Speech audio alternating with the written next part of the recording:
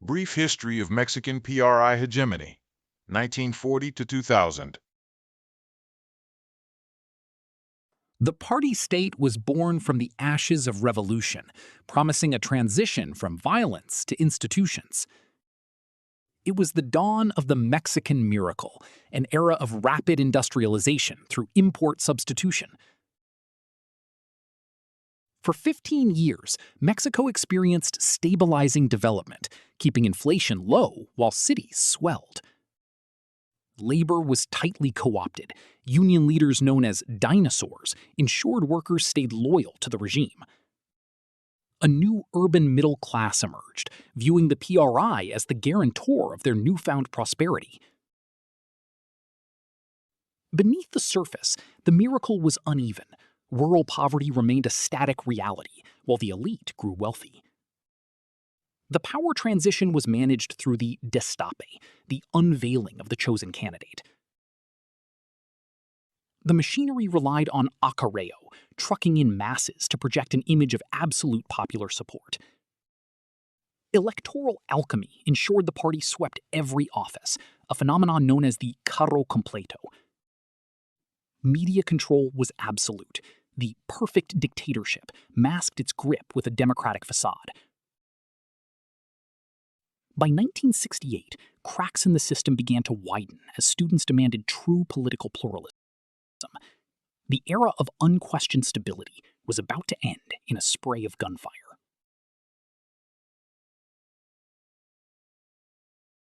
On October 2, 1968, the signals were sent to initiate Operación Galeana.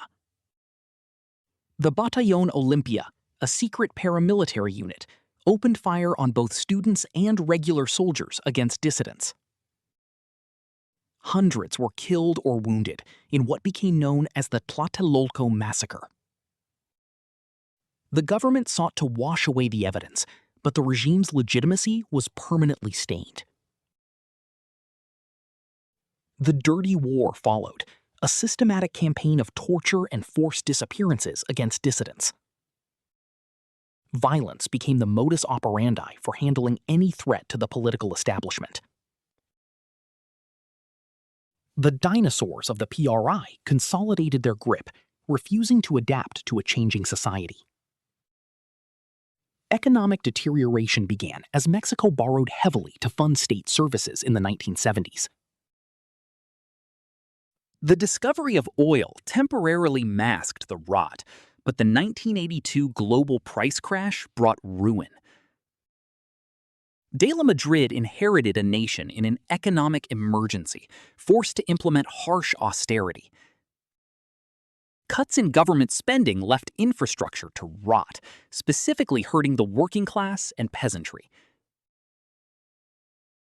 In 1985, nature would expose what politics had tried to hide.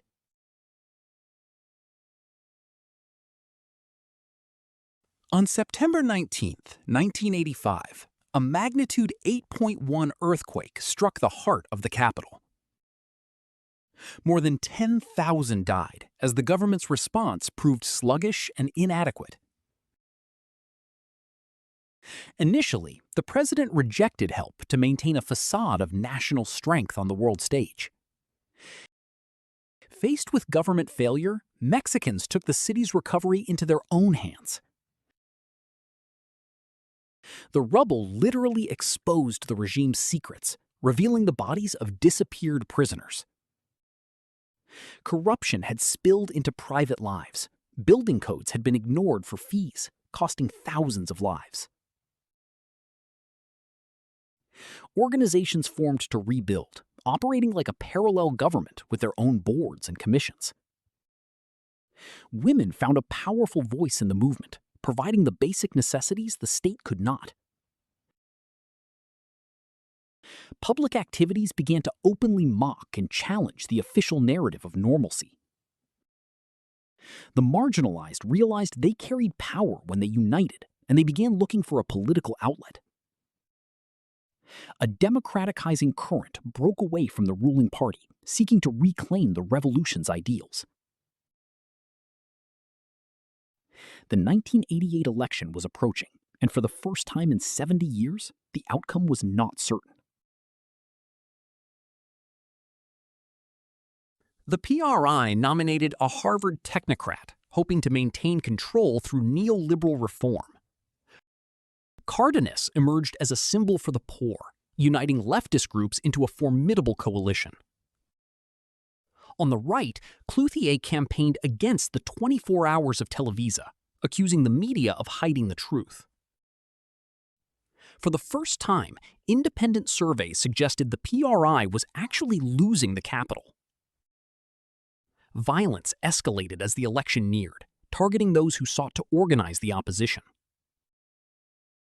The state-dominated media worked overtime to instruct the people on whom to elect. On July 6, 1988, Mexicans turned out in record numbers, acting collectively as the protagonists of change. Millions believed they were finally participating in a moment of democratic renewal. As the sun went down, early results confirmed the ruling party's worst nightmare. Then, the unthinkable happened. The counting system allegedly crashed. The infamous phrase, "se cayó el sistema," would become a byword for a massive electoral heist. When the screens came back on days later, the miracle of electoral alchemy had occurred.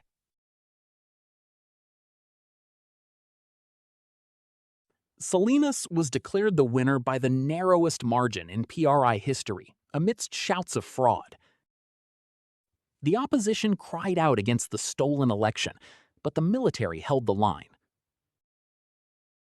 He took office under a cloud of illegitimacy, determined to reform the economy to save the system. He aggressively privatized state industries and integrated Mexico into the global market. To enter NAFTA, Salinas ended the revolutionary promise of agrarian reform, making indigenous farmers illegal squatters.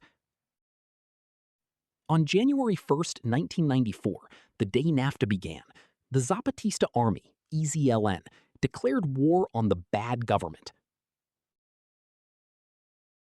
The uprising exposed the miserable conditions of millions who had not shared in the miracle. The new PRI candidate tried to distance himself from the party's corruption, demanding change. In a year of shocks, Colosio was assassinated on the campaign trail, shattering the PRI's internal discipline. Zedillo won the 1994 election, only to face the tequila crisis, a financial collapse that cost 7% of GDP. The San Andrés Accords were signed, promising rights to indigenous people, though the government would later ignore them. Under immense pressure, Zedillo allowed the creation of an independent electoral body. The end of alchemy was in sight.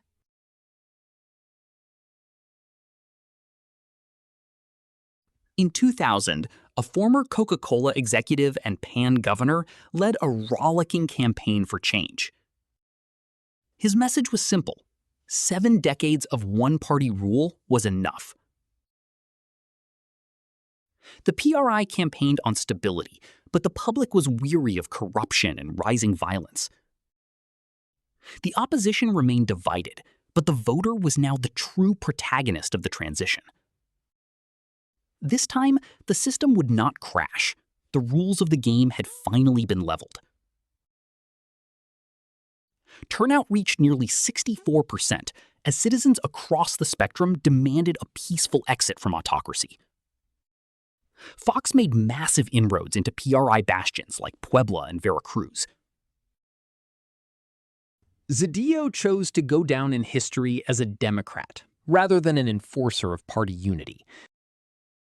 In a historic moment, the sitting president conceded defeat before the final count was even finished. After 71 years, the PRI's hold on the executive was finally broken. The transition was nonviolent, a testament to a society that had outgrown its rulers. The perfect dictatorship was over, and the long, difficult path to true democracy had begun.